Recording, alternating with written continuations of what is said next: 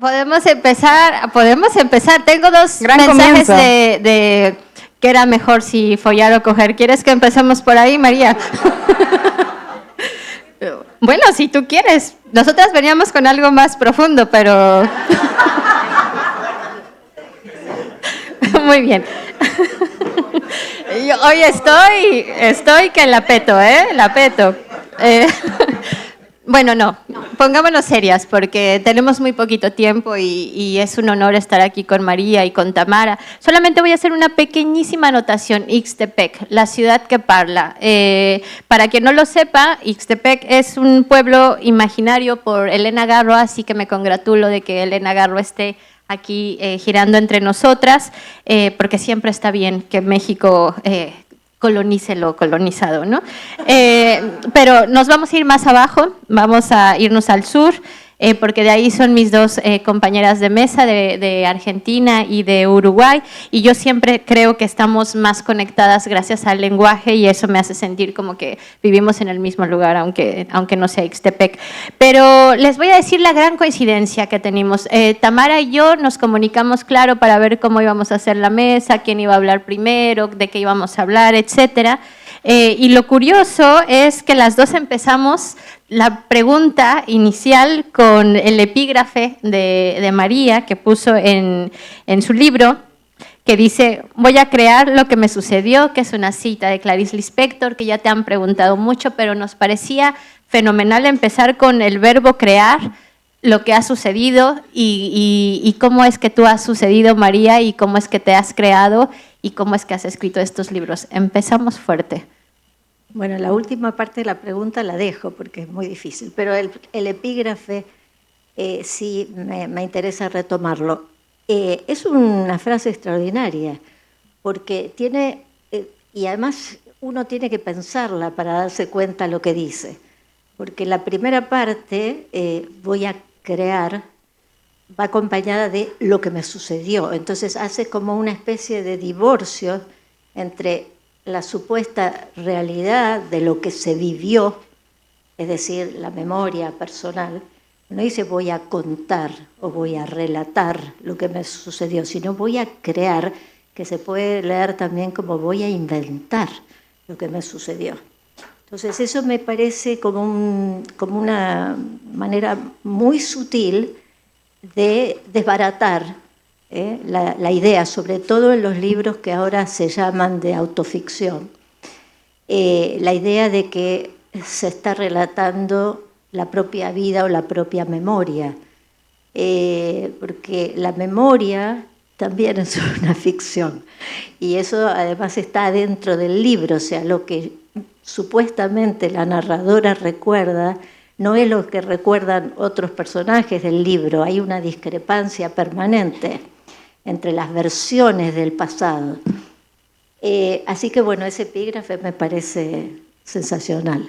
Sí, que yo añadiría una cosa que tú dijiste en una entrevista y que me gustaría que siguiera hablando de esto, que se acerca más, o que se aleja de esta literatura del yo que acabas de decir, pero que se acerca más a la filosofía del lenguaje, en tanto que con el lenguaje vas construyendo o creando o diciendo tu propia verdad, podríamos decir, María, ¿o con qué palabra me la refutarías?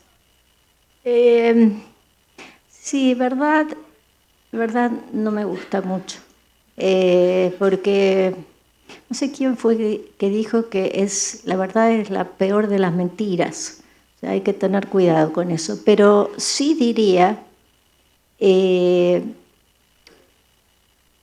lo primero que dijiste en tu pregunta, La filosofía del lenguaje. que no hay otra cosa en un libro, no hay otra cosa que el lenguaje. ¿Entendés? Entonces, el personaje principal de todo libro es la escritura misma. Después, lo que se hace con eso es secundario. Si el trabajo con el lenguaje, si el lenguaje está vivo, si el lenguaje está cuestionado, si el lenguaje está puesto en erupción, como decía Alejandra Pizarnik, ya tenés ahí una garantía de que vas a tener algo interesante. Por el contrario, si lo que predomina es el interés anecdótico, es más difícil porque tiene que ser una anécdota, entre comillas, de las que inventaba Borges para que sea interesante. Pero si no, si vas a relatar algo, digamos, banal o trivial y con un lenguaje, además, plano, no se va a ningún lado, me parece. Bueno, yo pensaba en esto de la escritura como ejercicio de aparición, un poco, pensando sobre todo en El corazón del daño, que hay algo de hacer aparecer la escritura en la escritura, la palabra en la palabra, la infancia en la infancia y así hasta el infinito. Y también cómo esto aparece en contraste con la destrucción. Vos decís, las palabras siempre rompen algo, como bueno, también hay algo en nombrar que disecciona, y pensaba junto a diseccionar, desmontar, en esto de la imposibilidad de nombrar por completo un proceso creativo, de cómo se llega a cierta idea, a cierta forma, y se me ocurrió preguntarte por tu proceso creativo, por cómo ha cambiado, y si te gusta esto de desmontarlo o te parece imposible. Bueno, no se puede hacer otra cosa más que desmontarlo. Como decía Mallarmé, la destrucción fue mi Beatriz, ¿no? En un momento también, no sé si en ese libro o en el siguiente, digo, ¿no?, que a mí me interesa como la perfección de las palabras rotas. Eso significa que hay en realidad una puesta en evidencia de la insuficiencia del lenguaje. Las palabras, como sabemos, ¿no?, son tramposas, pueden ser dañinas, mentirosas, pero sobre todo son insuficientes, porque las palabras, digamos, llegan hasta un determinado nivel y después hay otro plano que es totalmente inaccesible a las palabras. Entonces, a mí me parece que la escritura, más allá otra vez de los temas que trate, siempre está tratando de apuntar a ese más allá inacible, lo busca. Y para buscarlo tiene que romper con lo que se llama la convención del lenguaje, que es la peor de las convenciones, ¿no? O sea, cuando hablamos en la vida cotidiana, que nos comunicamos, que usamos lo utilitario del lenguaje, en realidad estamos estamos utilizando como lo consabido de la lengua, estamos repitiendo lo que ya sabemos, los clichés. Entonces, a mí me parece que para que surja, ¿no?, esa especie de chispa, de asombro, le podemos llamar de distintas maneras, ¿no?, de iluminación profana, si querés, cuando leemos, para que eso surja, tiene que estar rota esa convención, algo tiene que romperse para que surja una luz. No quiere decir que vamos a entender todo de otra manera, pero vamos a tener pequeños instantes luminosos en los que podamos entender algo o sentir algo de una manera que no conocíamos. Y me parece que eso es la función del arte, ¿no? En El corazón del daño, tú cuentas que empezaste escribiendo un libro sobre libros, te detuviste por todas las circunstancias personales que estabas viviendo en ese momento y después cuando retomaste ese proyecto te diste cuenta que tenías que contar lo que contaste. Lucrecia Martel en una entrevista dijo, tuve que hacer la película de Sama para poder salir del libro. Me pregunto si tú tuviste que escribir tu libro, El corazón del daño, para poder salir de todo ese proceso que viviste entre esas dos escrituras que se te aparecieron. Bueno, yo soy un poco más pesimista. O sea, yo creo que uno no sale de ningún lado, lamentablemente. De todas maneras, o sea, me alegro de haberlo hecho porque en el proceso de escribirlo me enfrenté una galería de demonios y de cuestiones complejas. Y quizás algunas cosas entendí más, pero no que haya salido y bueno, ya está.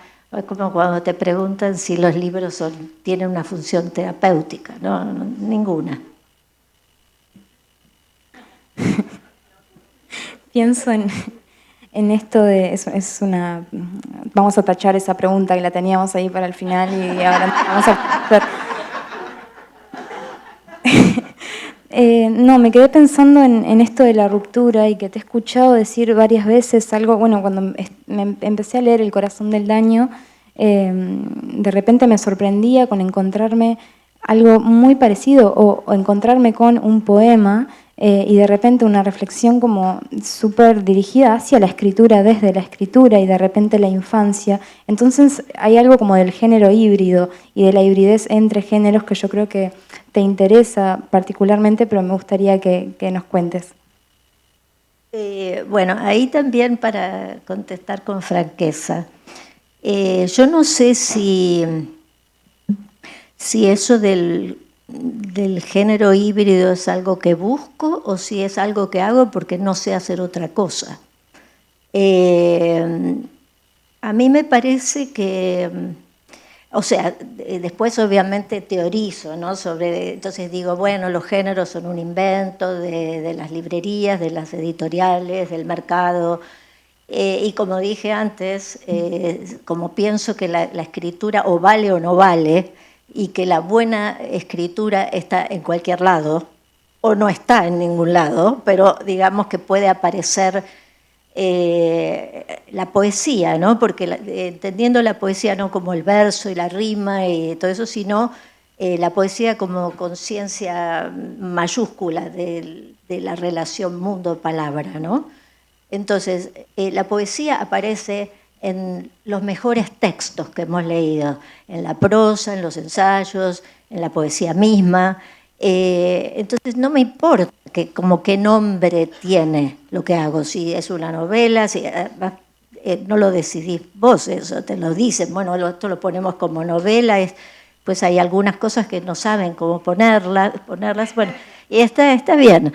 Pero me preguntabas qué es lo que pienso con respecto a lo híbrido. No, esa reflexión me sirve y dijiste algo con lo que me quiero quedar, que es esto de que te sale de esta manera y después teorizás al respecto. Exacto. ¿Ese procedimiento ha sido siempre escribir y después pensar acerca de lo escrito, no en simultáneo? Exacto, que si alguien sabe cómo se hace, saberlo de antes, que me lo diga. Muy bien. No, mientras tanto. No, ni siquiera mientras tanto, porque la escritura es una ceguera. Ahí está. Entonces, uno se mete ahí como en la boca del lobo y te metes y no sabes a dónde vas. No sabes qué forma va a tener. O sea, lo único que percibís, me parece, es la fuerza de una determinada obsesión que te está empujando a que escribas. Entonces vas y de repente escribís 30 páginas y te parás y decís, bueno, ¿y ahora para dónde sigo? No sabés. Hay unos narradores, uno en particular que me viene a la memoria, que les decía a los estudiantes de ficción que él hacía una escaloneta. Escaloneta es del fútbol. Bueno, la escaloneta del fútbol, pero yo siempre los confundo, pero una escaleta que yo me enteré ahí, que significa que vos sabés que ve el capítulo 1, el capítulo 2, capítulo 3 y cómo va a terminar.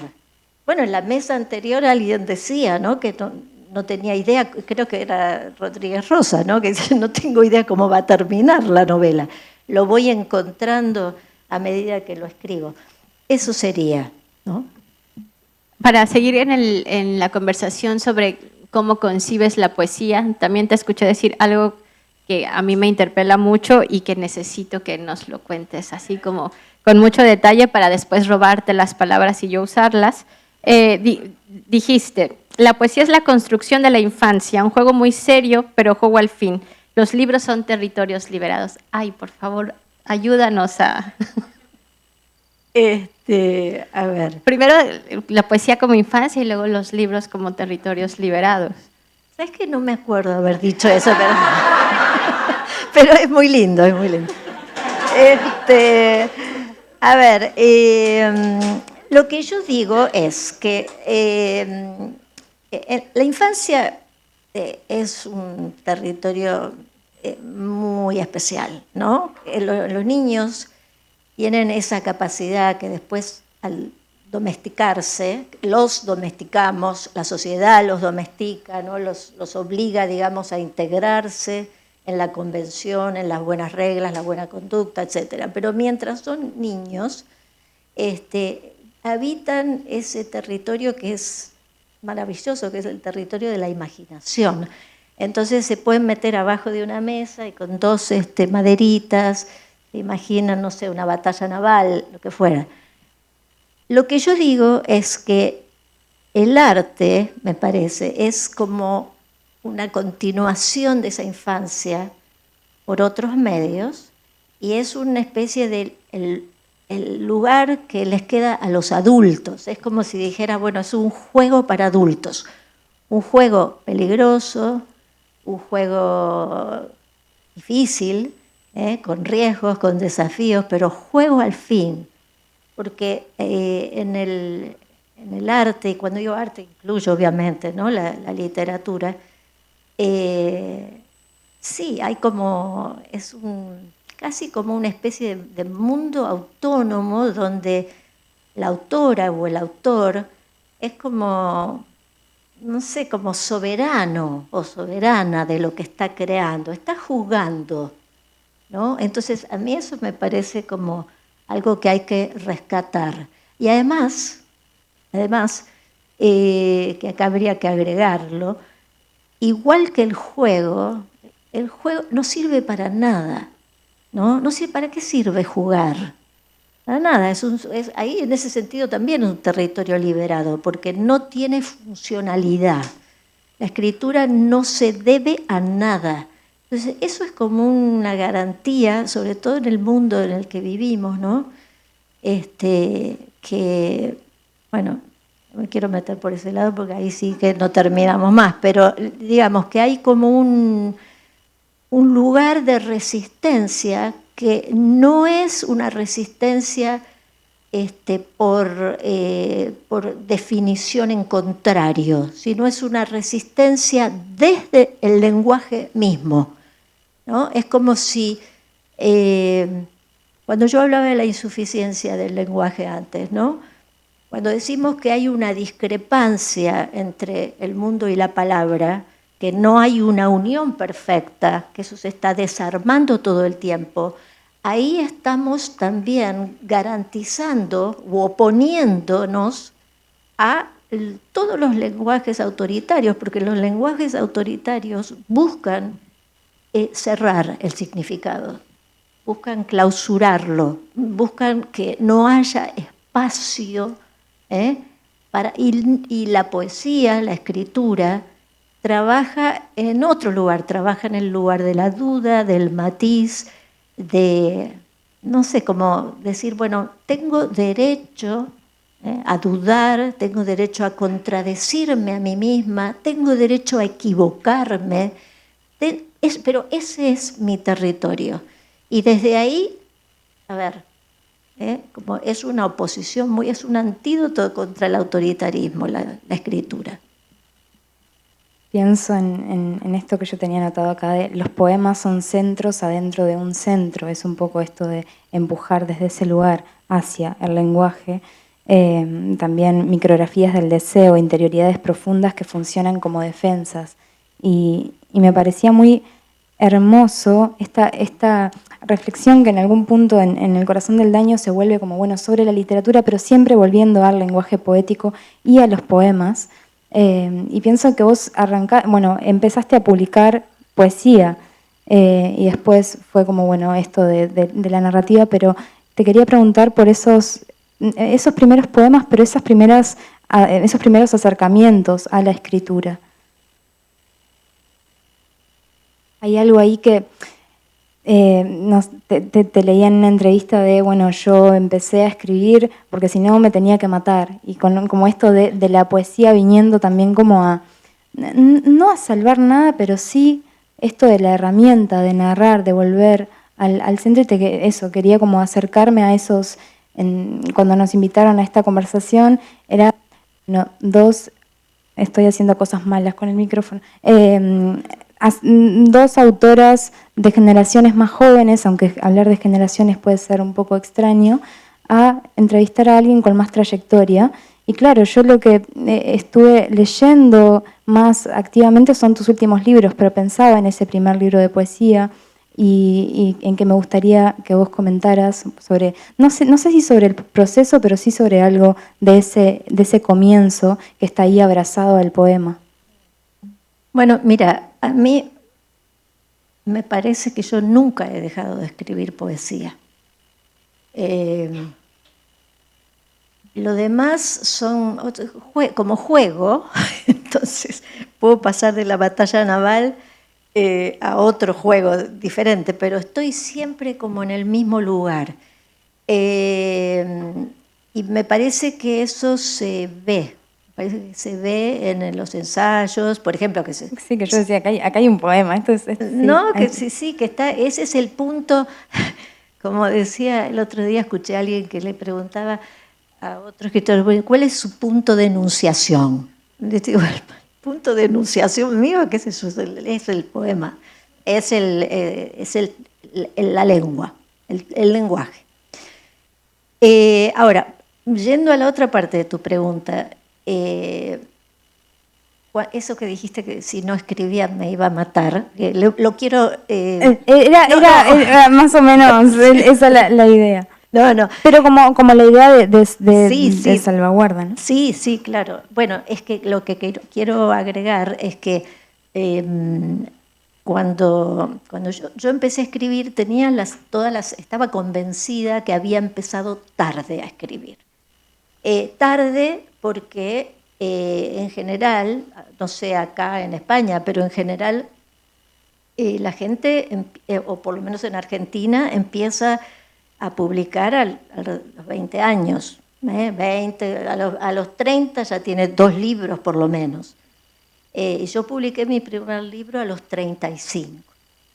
Entonces, eso se debió en parte a que cuando era más chica me metí en política. Entonces, y encima, con todo lo que pasó en Argentina, viví la dictadura militar escondida adentro del país. Entonces no tenía, yo había puesto toda mi energía y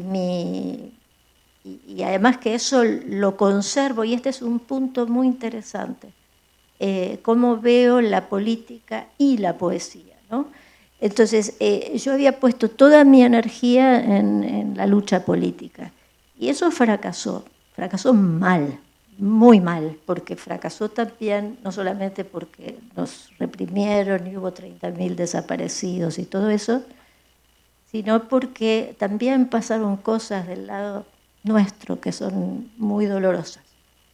Entonces, yo viví todo ese periodo un poco escondida, como dije, y llegó un momento cuando tenía 30 años que digo, yo no, ¿y ahora qué hago?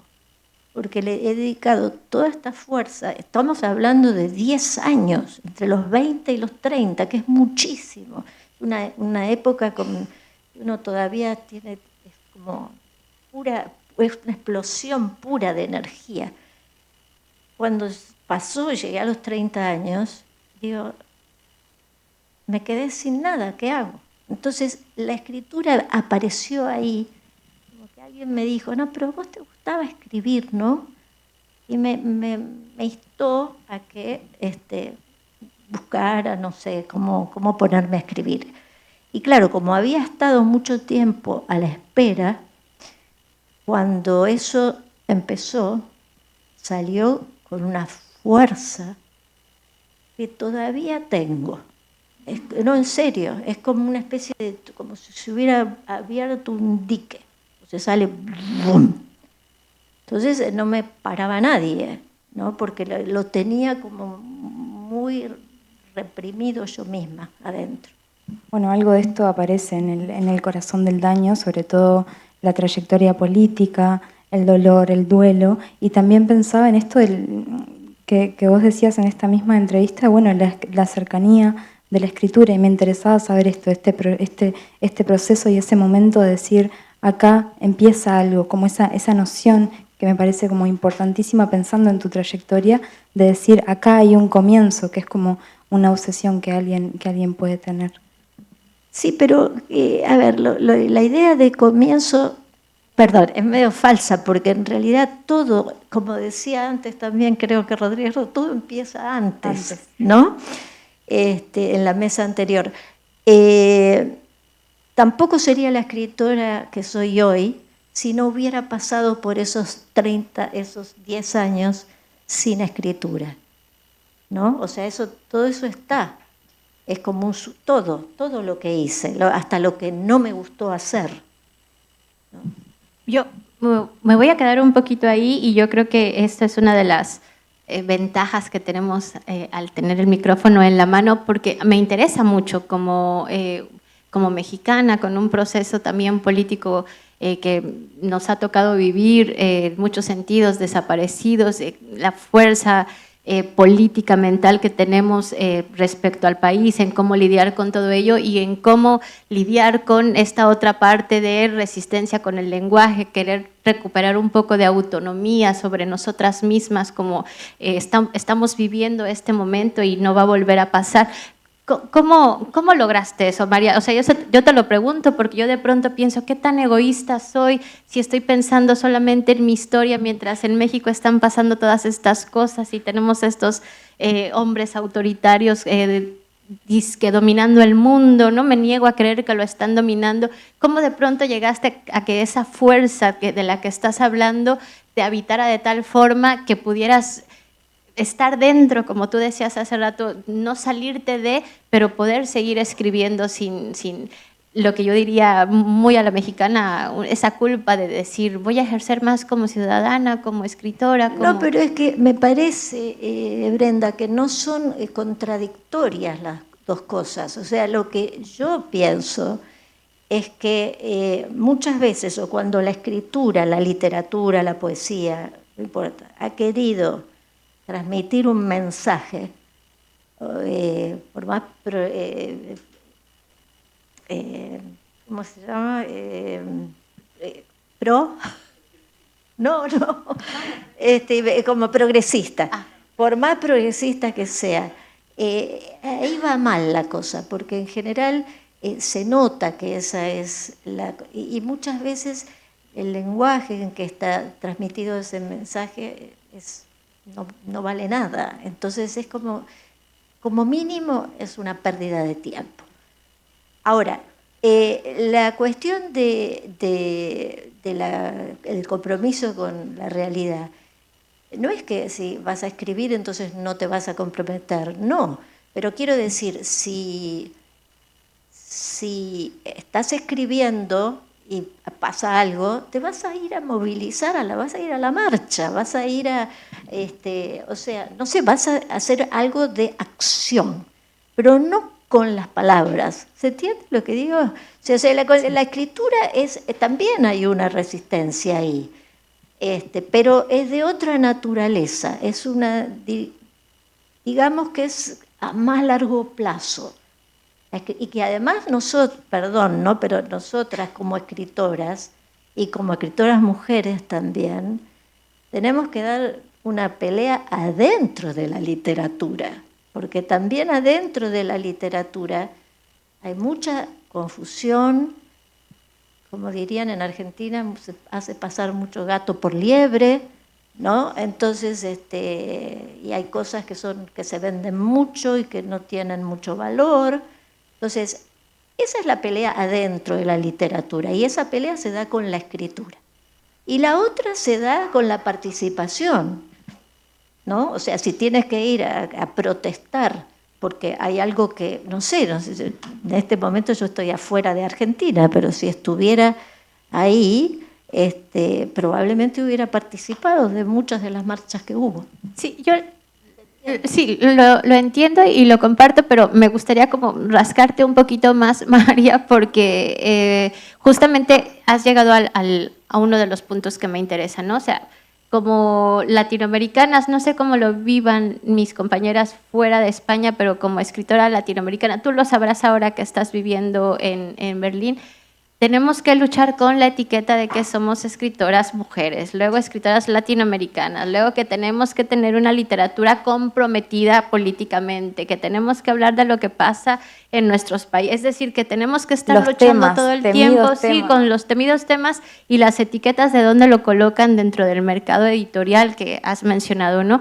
Y eso de pronto, una dice, uy, yo, por ejemplo, digo, ya no voy a luchar nada y me pongo a escribir, ¿no? Y de pronto es como, ¿en qué momento ese equilibrio lo vamos encontrando con la experiencia, por no decir los años? Sí, te tengo malas noticias. Dámelas malas.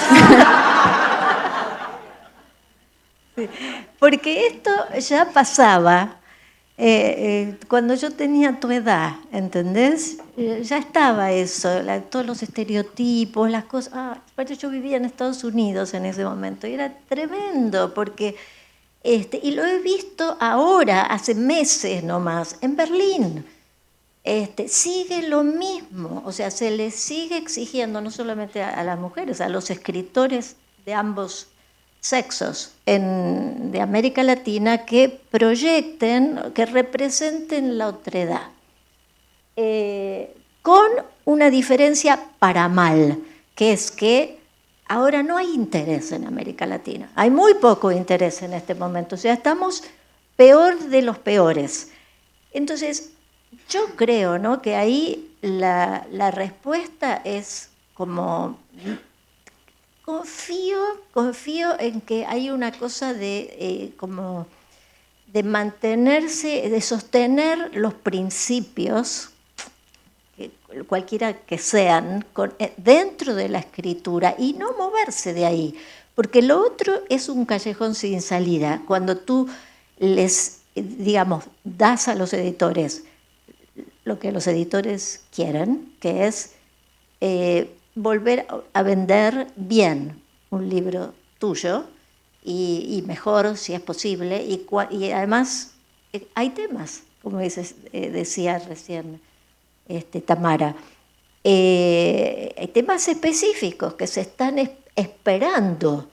Entonces, si tú no haces eso, si escribes un libro que en realidad tú desearías, lo que yo desearía, ¿no?, que mis libros dialoguen y discutan estéticamente con los libros que se escriben en el primer mundo.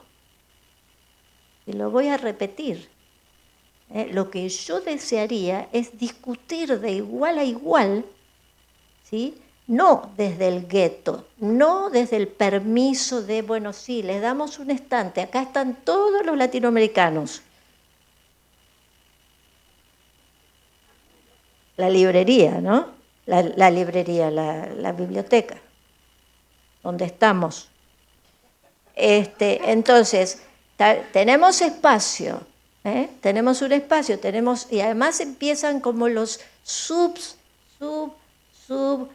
Entonces tenemos latinoamericanas mujeres lesbianas, latinoamericanas mujeres negras, latinoamericanas trans, latinoamericanas no sé qué. Es una pesadilla eso. Entonces, yo creo que ahí esa pelea hay que darla desde la escritura, con la esperanza. No sé, por ejemplo, mira, les digo un ejemplo. Hay una escritora francesa, que es Hélène Cixous. Hélène Cixous, que, entre paréntesis, escribió al principio de su carrera, escribió un ensayo maravilloso sobre Clarice Lispector, que se llamaba La risa de la medusa. Bueno, y esta mujer, que ya es grande, ahora no sé, debe tener más de 80 años, y tiene una escritura extraordinaria, muy difícil, acaba de recibir el premio Formentor. Pero es una escritora que si yo salgo a la calle y pregunto quién es Helen Cixous, el 90% no va a saber, porque no está, o sea, es como, casi les diría, es menos conocida que nosotras, que es una locura, porque es una escritoraza, ¿entienden lo que digo? Entonces, hay que apostar a eso, a que en algún momento hay mujeres que se destacan haciendo. La otra es Anne Carson, también, ¿no? Que trabaja, es una mujer que tiene un imaginario del clásico, ¿no? Y que trabaja sobre ese material, lo trae a lo contemporáneo. Bueno, es una escritora que ordinaria, tampoco es una escritora de bestseller, no lo es, pero es tan fuerte la convicción de su apuesta que en algún momento eso se reconoce. Eso es lo que me parece.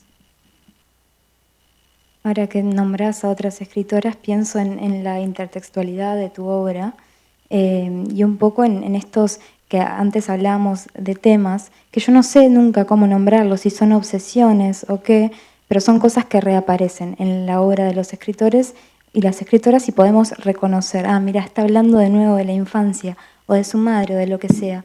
Y te quería preguntar si notás cambios en esas reapariciones, si hay cosas nuevas o si siempre te encontrás en esta reflexión posterior que haces de la escritura, decir, estoy volviendo a hablar de lo mismo, o si hay un descubrimiento, si te lees y decís, mirá lo que apareció acá, que eso me parece que, bueno, no sé, puede pasar también. Sí, yo tengo como una imagen visual, ¿no? Que a mí me parece que las obsesiones, como dije antes, no se van. Pero si tenemos un poquito de suerte, hacen no un círculo, porque un círculo significaría que vuelve al mismo lugar, ¿no?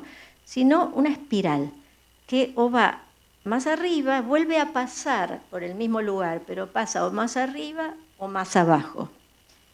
Entonces, eso es lo que yo diría que es lo que modifica, como si te dijera, la modulación. O sea, no modifica la obsesión.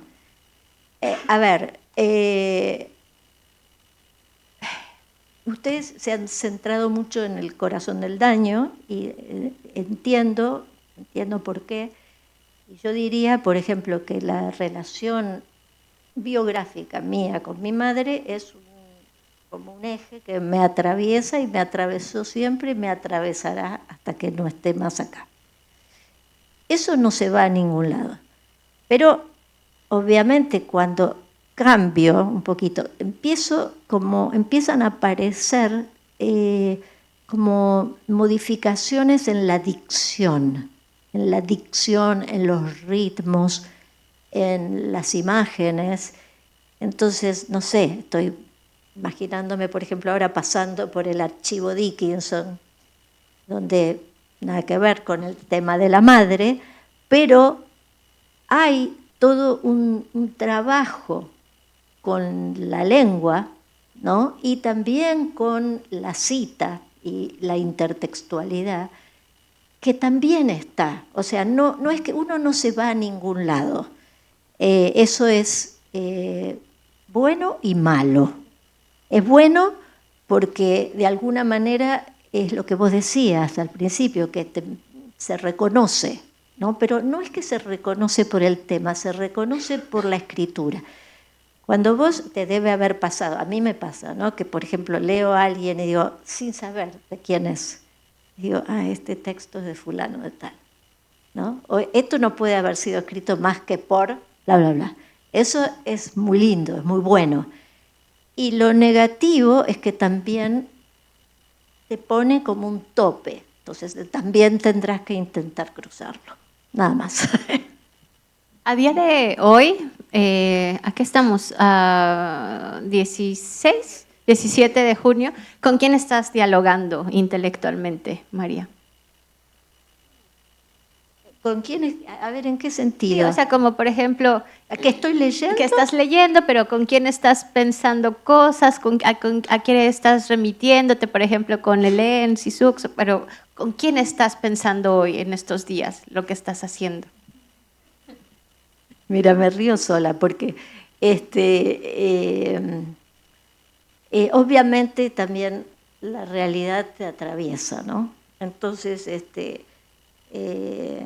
en este momento estoy metida en dos proyectos distintos. Uno que está medio terminado, que fue, que me vino a raíz de una noche que fui a la Philharmonie de Berlín y escuché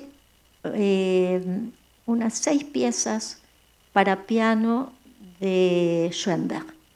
Y son 6 piezas que en su totalidad duran 5 minutos. 5, o sea, imagínense, cada una dura 1 minuto y 10 segundos. Entonces, pues me encantaron. Y digo, bueno, wow, ¿cómo podría hacer esto en un poema?